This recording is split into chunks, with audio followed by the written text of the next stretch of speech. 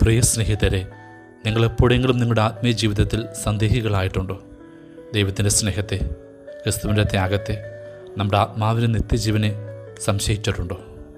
ഒരു പുരോഹിതനായി ജീവിക്കുമ്പോഴും സന്യാസത്തിൻ്റെ വൃതയങ്കി ധരിച്ച് നടക്കുമ്പോഴും ചിലപ്പോഴെങ്കിലും എൻ്റെ ആത്മീയ ജീവിതത്തിലും സന്ദേഹങ്ങൾ കടന്നു വന്നിട്ടുണ്ട്.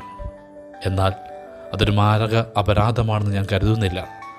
കാരണം ആത്മീയ വിശകലനത്തിനായി ഉള്ളിൽ രൂപപ്പെടുന്നൊരു പ്രചോദനമാണ് എല്ലാ സന്ദേഹങ്ങളും.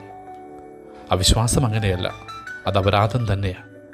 ഒരിക്കലും വിശ്വസിക്കില്ല എന്ന് വാശി പിടിക്കുന്ന ധാർഷ്ട്യത്തിൻ്റെ മറുപദമാണ് അവിശ്വാസം. ഒരുപാട് കാര്യങ്ങളിൽ സമാനതകളുള്ള രണ്ട് സന്ദേഹികളെ ധ്യാനിക്കുന്ന നല്ലതാണ്.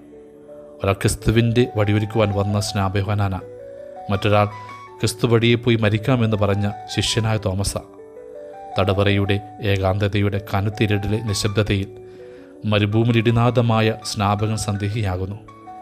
നീയാണോ വരാനിരിക്കുന്നവൻ? ദൂതനെ വെട്ടി യേശുവിനോട് ചോദിക്കുന്നുണ്ട്. സഹോദരവലയം ഭേദിച്ച് ഒറ്റപ്പെടേണ്ട വിജനതയിൽ അലഞ്ഞു നടന്ന തോമസും സന്ദേഹിയാകുന്നു.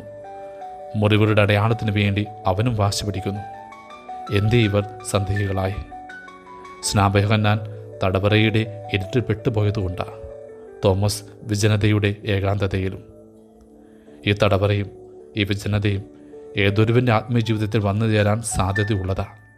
ഒരുപക്ഷെ അത് സാമ്പത്തിക പിടിമുറുക്കമാകാം, രോഗവ്യാധികളാകാം, ഭാവിയെക്കുറിച്ചുള്ള ആകുലതയാകാം, പാപപ്രലോഭനങ്ങളാകാം. അത് പെട്ടുപോകുന്നവർ ചിലപ്പോൾ സംശയത്തിൻ്റെ ഇടർച്ചകളിലേക്ക് കൂടി വീണു പോകും.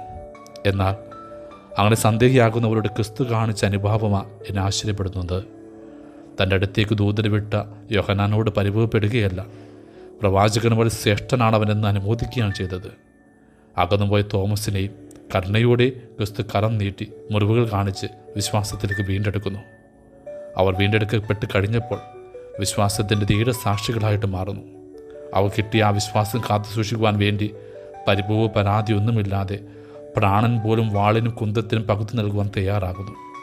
വിശ്വാസത്തിൽ ഇടറി സന്ദേഹങ്ങളുടെ ഓരത്ത് സങ്കടപ്പെട്ട് നിൽക്കുന്നവർക്കുള്ള ആത്മീയ പ്രചോദനമാണ് ഇവരുടെ വീണ്ടെടുപ്പ്. എനിക്കുറപ്പുണ്ട്, ദൈവം അത്ര കഠിനഹൃദയനൊന്നുമല്ലെന്നേ. ഏതൊരുവൻ്റെയും ഇടർച്ചയും ഭയവും ആശങ്കകളും ഉത്തരമില്ലാത്ത ചോദ്യങ്ങളും മനസ്സിലാക്കാനുള്ള ഹൃദയം ക്രിസ്തുവിനുണ്ട്. ആ ഹൃദയത്തിലേക്കൊന്ന് നോക്കുക, ആ തിരുമുറിവുകളെ ഒന്ന് ധ്യാനിക്കുക. മതി, നിന്റെ സംശയം വിശ്വാസമായി പുനർജനിക്കുക തന്നെ ചെയ്യും. ആമേൻ.